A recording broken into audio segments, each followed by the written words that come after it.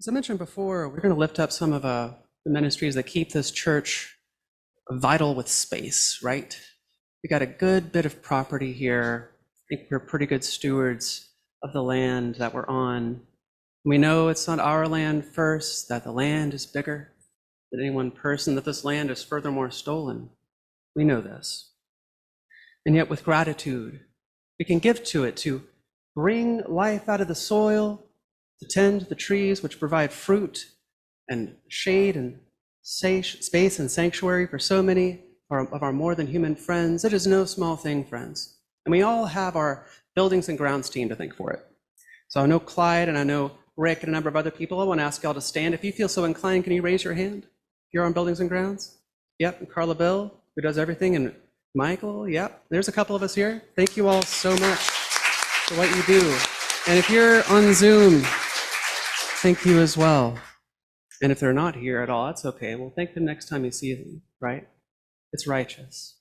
We don't often get enough airtime, buildings and grounds, and folks who do the quiet work of making all the things tick to make church possible.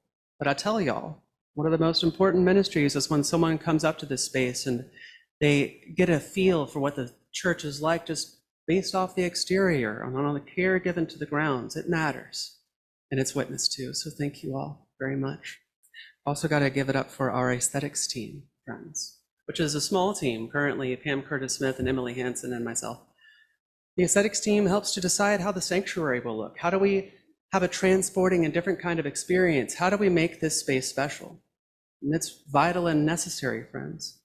In your orders of service, you'll find a little, not that one. There should be a little form in your order of service where you can check on some interest you might have, what gifts you might want to bring to the church. Perhaps that is aesthetics or buildings and grounds. Perhaps you would like to play a hand in jazzing up the sanctuary to make it a place that feels separate from the world, but also a part of it. Check that off on your form in your order of service, and after the altar building, we'll take the offering box back over to the altar building spot. You can place your form in the offering box when it's time. And of course, can't forget our tech crew. There's some crossover between all these friends. Largely our tech crew is Carla Bill, who helps make the projectors and the cameras and the computers and the other computers and the internet work. Gosh, woman does everything and plays music. So can I just say thank you to Carla Bill? Please, thank you so much.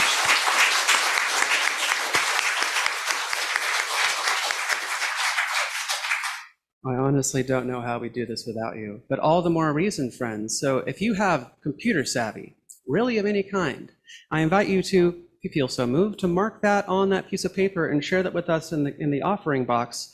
That way we can be in touch with you, because we really need friends who are skilled with technology. It's a vulnerability for us to only have Carla Bill to do it. And Carla Bill shouldn't have to be the only one to do it. So if you feel inclined to learn about technology and cameras and the way church is being done in the future, and not just church, honestly, these are skills you might use in a lot of fields, come, right, put that on your form, put it in the offering box, and we'll be in touch. We'll all get woven together. This is what we're about, the bonds that bind each to all. So thank you, keepers of the gardens and the grounds and the electricity, the technical things, the colors and the tapestries of this church. What you do does not go unseen. Thank you for your righteous ministry. So I will attempt to weave together three somewhat unrelated ideas with our seventh principle. This is tricky, and I will do my best, but I will not be able to go into great depth in my short time preaching to you. So I encourage further learning on your own time too, or reach out for resources nonetheless. Our seventh principle is our newest principle. It was adopted in the 80s, I believe. Is that correct? I think so. Something like that. The seventh principle calls on us to respect the interdependent web of life to which we are all a part. A popular principle.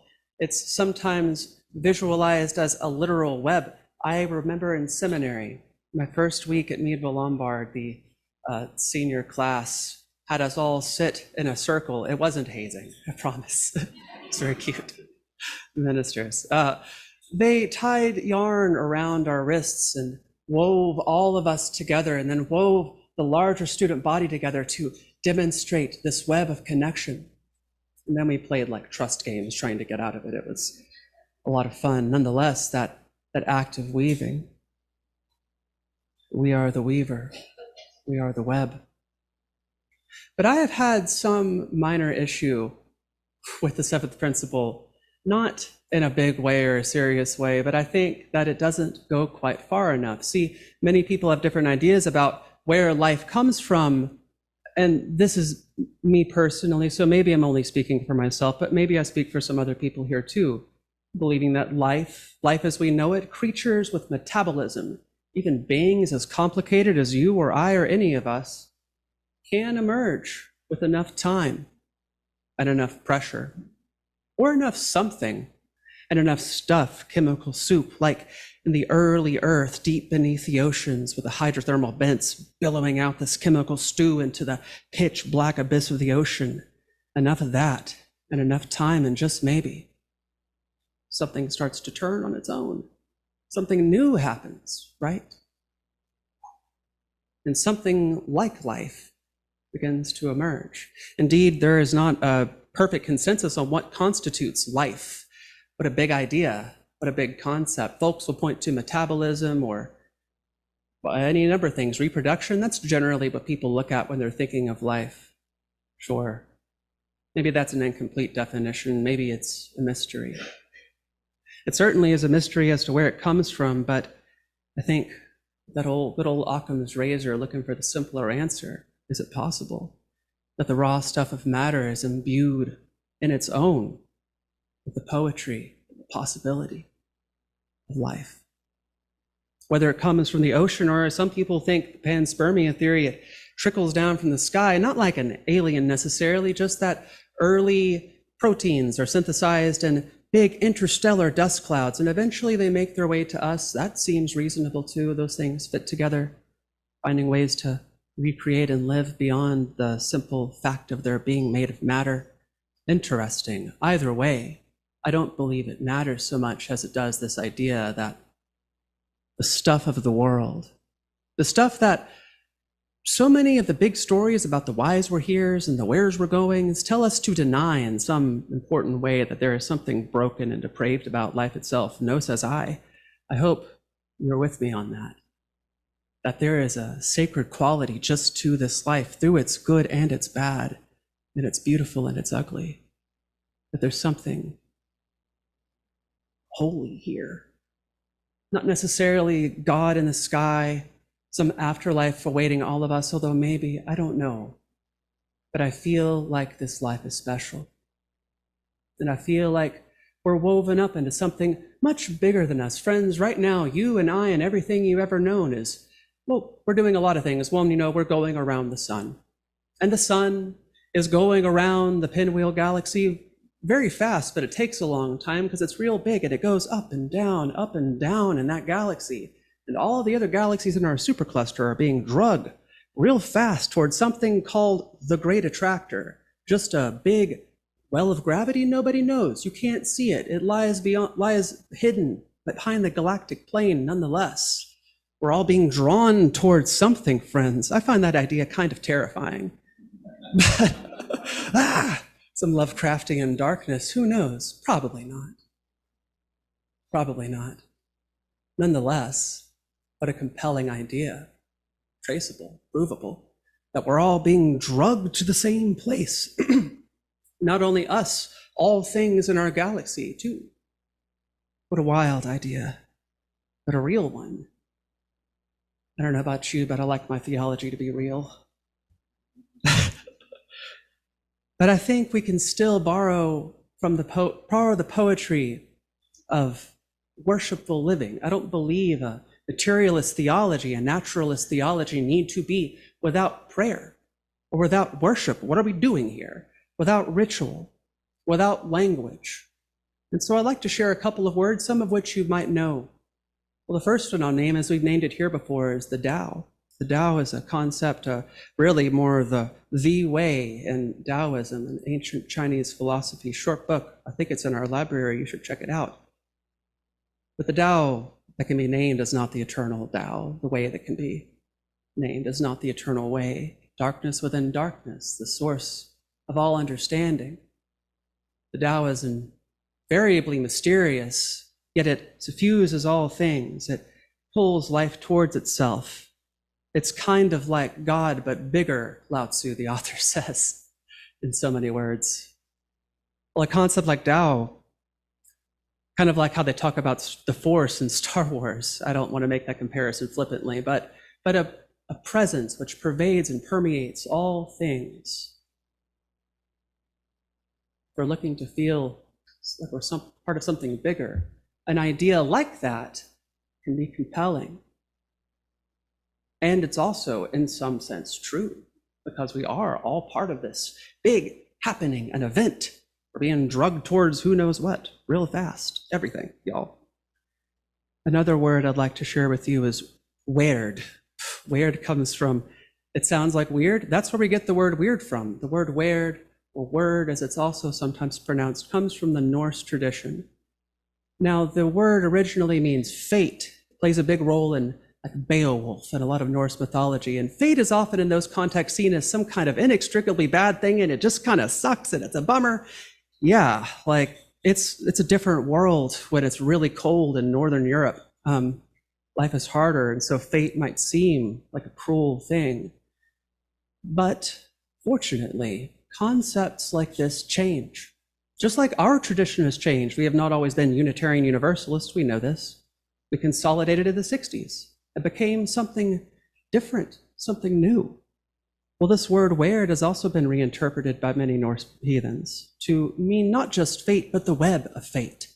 The ways in which our lives and their events and our actions are all inextricably tied up together. This idea can seem counter to a tradition that is so often lifted up as being hyper-individualistic, and sometimes it might be that in some expressions, but this idea of our actions, which I think we all know intuitively, having a broader effect beyond ourselves, the butterfly effect, friends, the little ripple that turns into a wave, running through those threads that connect us, echoing that image of the interdependent web of life.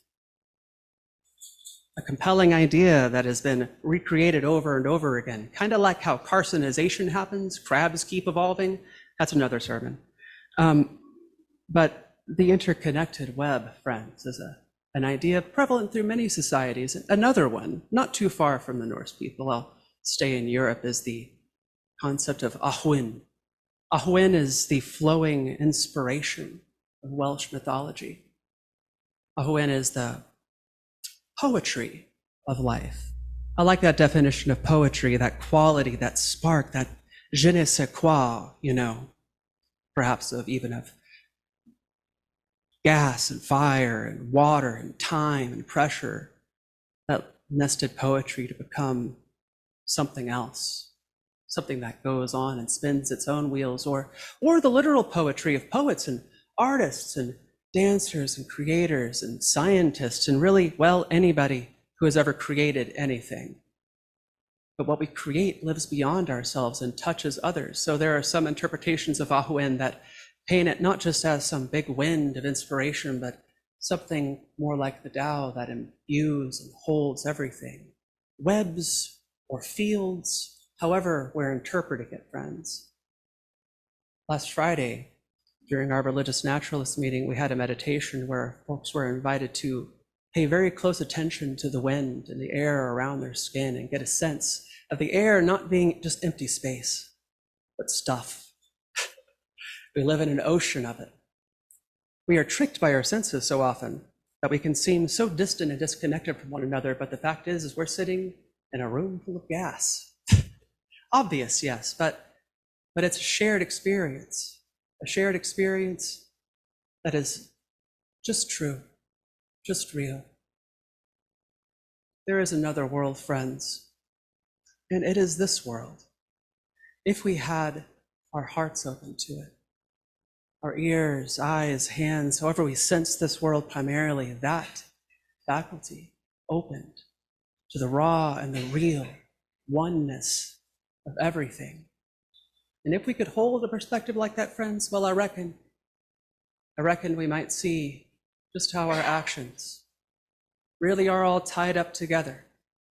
And we might begin to see that it's not all on us. A lesson I'm having to relearn today is I don't have a worship associate, so I'm kind of running around solo up here. It's easier with others. It's better with friends. And we are better together. Together we can name truly that everything can be holy now.